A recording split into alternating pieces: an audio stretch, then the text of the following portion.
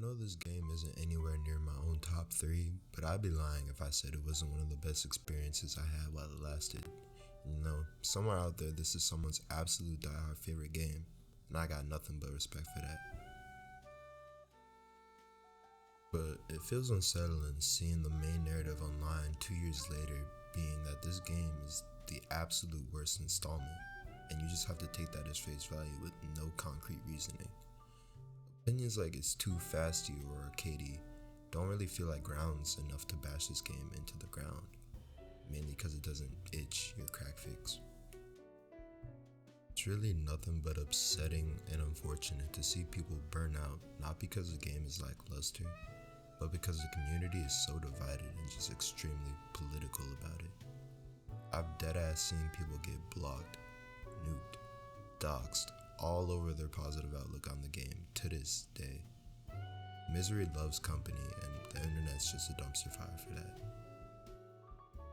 If you claim to be a Rise fan, it's like the Salem witch trials for people to crucify you and get to see it's not even a quote-unquote real Monster Hunter game. But listen, without experimentation, there can't be growth, and nothing was ever really betrayed in the process of this team experimenting.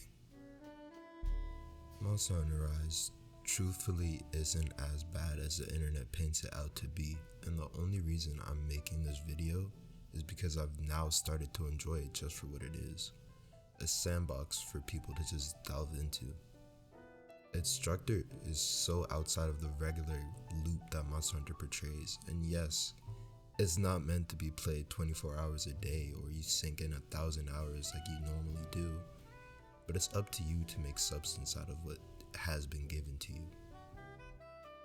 And to the people who think it's just simply too fast or it's just a speedrunners galore, it's not mandatory to get all the spirit birds, augment, or curio craft.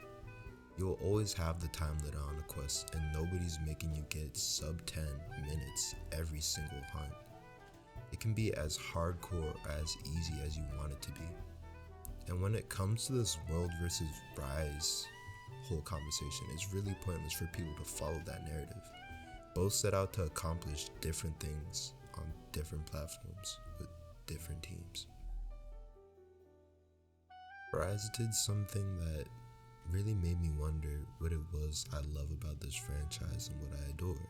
And there's really multiple, including the story, which wasn't as long as I hoped, but besides that, the community and the monster and the combat are the main forerunners for what I love about this. There's room for everybody to eat on the table, and this game provides that. And it's not locked behind any crazy walls or anything like that. For what it's worth and for the price and the sales that go along with it, it's the best looking Switch game. It runs amazingly. It's so underappreciated and undervalued, even undermined by people who just have one bad experience. At the end of the day, it's your time and your choice how to spend it.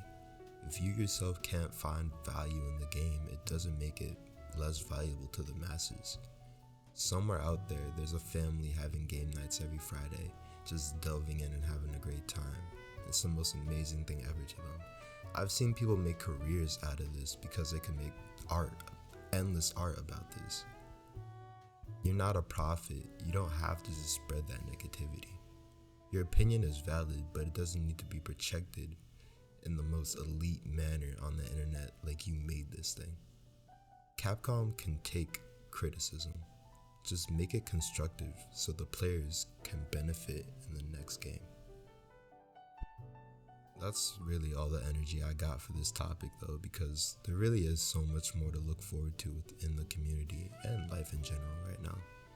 But sometimes all you gotta do is keep an open mind, bury your expectations somewhere else, and stop belittling people because they like something you don't. It's weird.